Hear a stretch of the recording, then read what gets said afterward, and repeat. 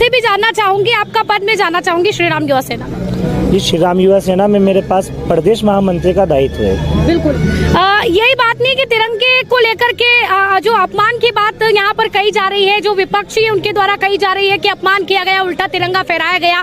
उसके अतिरिक्त भी प्रेस कॉन्फ्रेंस के माध्यम से वो अन्य आरोप भी लगा रहे हैं, जैसे कि झूठी रिपोर्ट मेरे ऊपर की गई कि मुझे दबाने के लिए कि विरोध दब जाएगा। मानते हैं कि तिरंगा उल्टा लहराना चाहिए, क्या यह तिरंगे का अपमान नहीं है? राष्ट्रीय ध्वज और 3 घंटे तक फिरा, ऐसे मुद्दे पर वो एफआईआर नहीं कर रहे और मुझे दबाने के लिए फर्जी बंद गड़न प्लानिंग करके एफआईआर करी जा रही है। जी देखिए, हमारे प्रदेश कार्यकारिणी अध्यक्ष श्री राजेश जी सेठिया लगातार वो इतने अच्छे काम करते चले जा रहे हैं। उन्हें हिंदुत्व के लिए काम किया, उन्हें श्री राम टावर लगवाया है और लगातार जो उनकी गतिविधियां हैं हिंदू धर्म को लेके कई चीज़ों में वो अग्रसर है। तो विपक्ष को ये बात हजम नहीं हो रही है। अच्छा। तो उनको कुछ तो भी बहाना चाहिए बदनाम करने के लिए।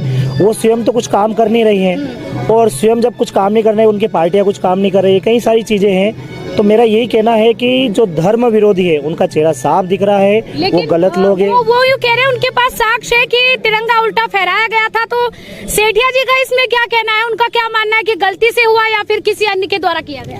नहीं, देखिए गलती से हुआ है। ऐसे कोई तिरंगे का अपमान, राष्ट्र के सम्मान में हमेशा व्यक्ति खड़े रहते हैं, वो तिरंगे का अपमान कैसे कर सकते हैं? मेरा ये कहना है। देखिए, बच्चों ने जिधर से सिलाई थी उधर से कैसे भी डंडी लगा के उसको रात में लगा दिया। अब रात में वो दिखा नहीं, तो ऐसी कई सारी चीजें हैं तो जिसको विपक्ष ने इसको उल्टी तरीके से लिया।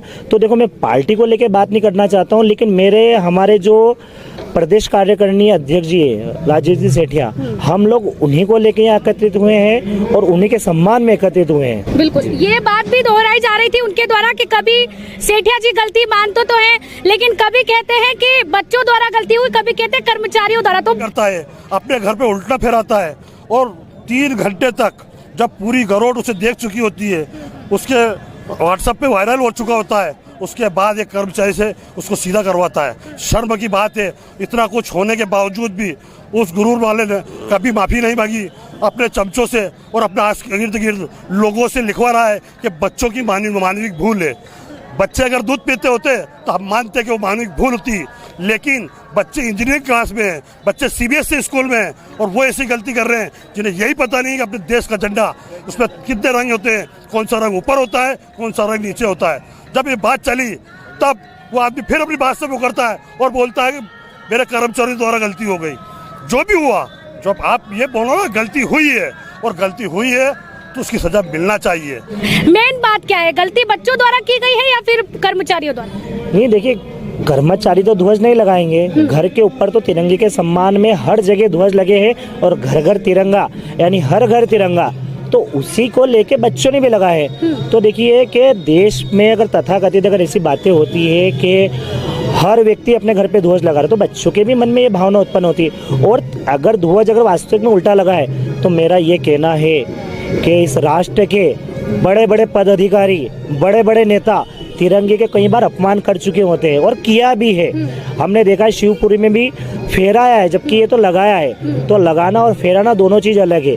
और ये मैं भी मानता हूँ कि हुआ है कुछ गलत, तो बच्चों के द्वारा हुआ, और बच्चों के द्वारा अगर किया गया है तो बच्चों की कोई इतनी बड़ी सजा नहीं दी जाती है। ठीक है, हो जाती है गलतियाँ और हम लोग मानते हैं कि हाँ हुआ है।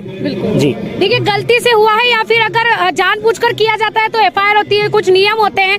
अब गलती से हुआ है, इसके तौर पे पुलिस क्या जांच कर रही है? किस तरीके से लग रहा है कि कार्रवाई हो रही है? जी देखिए, तिरंगा जो लगा है वो वास्तविक में उसके 11 नियम ऐसे हैं। ना तो वो कहीं काटन का था, ना अपने काटन की रस्सी में था, ऐसे कई ऐसे 11 नियम है और 11 नियमों में भी एक जगह भी वो तिरंगा गिनती में नहीं आ रहा है। तो इसलिए प्रशासन भी उसको संज्ञान में ले रहा है और प्रशासन ने खुद कह रहे हैं ये बात कि ये झूठे आरोप लगा के आपको बदनाम करने की साजिश रचे है। कह रही हूँ, कुछ मारपीट का मामला हुआ था, उसमें विपक्षियों द्वारा कहा जा रहा है कि ये मामला दबाने के लिए कि हम विरोध ना करें तिरंगे के, जो तिरंगा गलती से हो गया हो, शायद गलती से फहरा दिया गया हो, गलती से लग गया हो, लेकिन उसको लेकर के विपक्षी द्वारा कह रहे हैं कि मुझे दबाने के लिए मेरे खिलाफ झूठी रिपोर्ट की गई। घटना को ऐसे बताया जा रहा है कि 9:30 बजे समथिंग अपने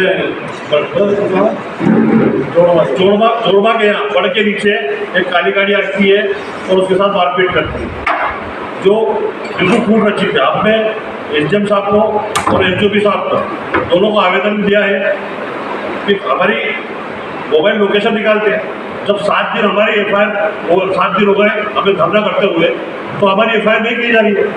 और ऐसा कैसा अपराध है जो आदमी सेम डे आवेदन दे रहा है और 4 घंटे में एफआईआर दर्ज हो रही है बिना किसी जांच और किसी पड़ताल के। भाई काली गाड़ी किसकी थी ये भी पता करना था।